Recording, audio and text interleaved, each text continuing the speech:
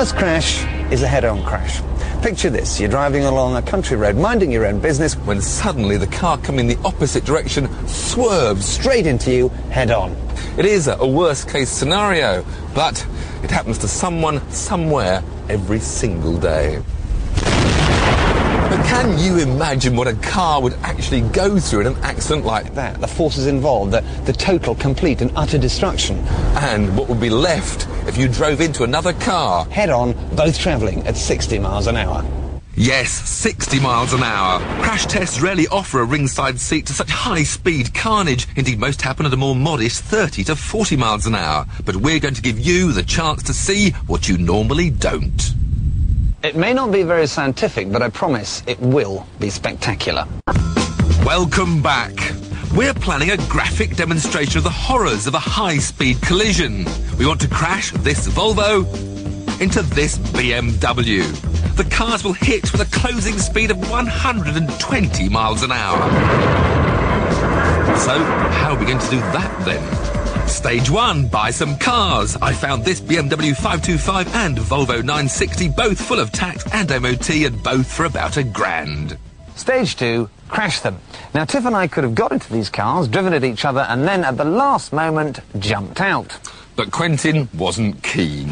So enter Dr. James Brighton, an engineering expert who's pretty handy with hydraulics and knows his way round Radio Shack. We've commissioned him and his team to make our cars controllable by remote control. The ultimate big boys' toys. We're creating a typical head-on accident at typical speeds with typical cars, except they're remote controlled. The tension is high. To capture the carnage in as much detail as possible, we've got 3 ruggedized ultra-high-speed film cameras, 3 digital cameras normally used for military research, and a camera the size of a thimble transmitting the onboard view. All in order to show you what you never normally see. Despite our non-scientific approach, our operation has caused quite a stir in crash testing circles, and the Millbrook Research Facility's Andrew Beach has come to observe.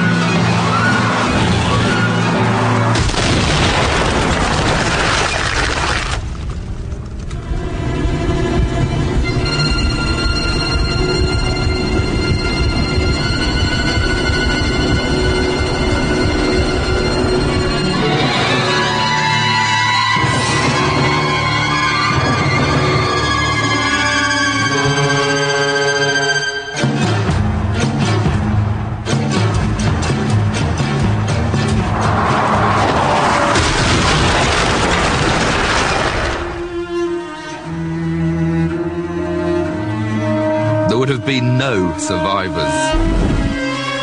Airbags would not have helped.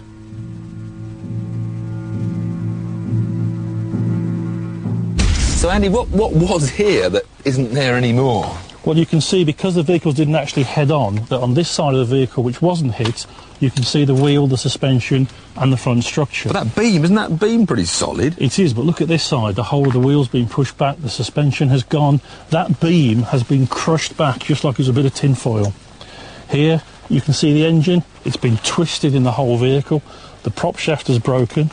And if we move backwards here to what's left of the driver's door, you can see that the front wheel is now practically touching the back of the driver's door.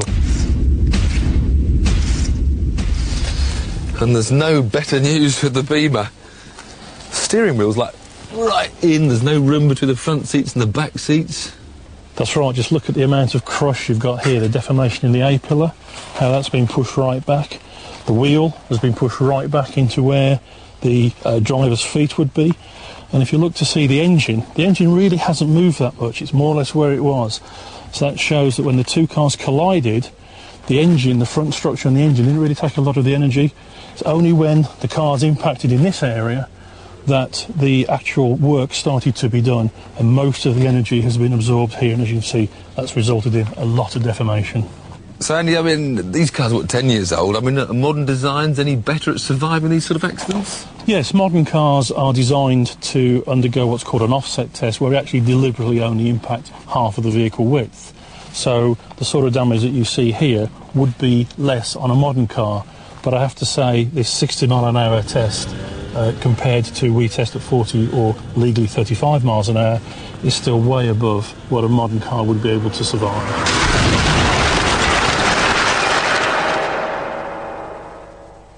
So what can we do? Are there any great ideas for the future? Well, you're fighting sort of conflicting requirements here. You've got the requirement of keeping the passenger compartment rigid so that the occupants don't get crushed, but then you also want to make the front of the car nice and soft so it absorbs as much of the energy as possible. I guess the one thing we could do is make cars with 30-foot bonnets, but they really wouldn't be practical to drive around on the roads. But I mean, I've seen, lots of cars after racing accidents, but nothing quite prepares you for something like this. It makes you think, I'll tell you that. So, next time you're on a country road, a contraflow, or about to overtake, just remember this.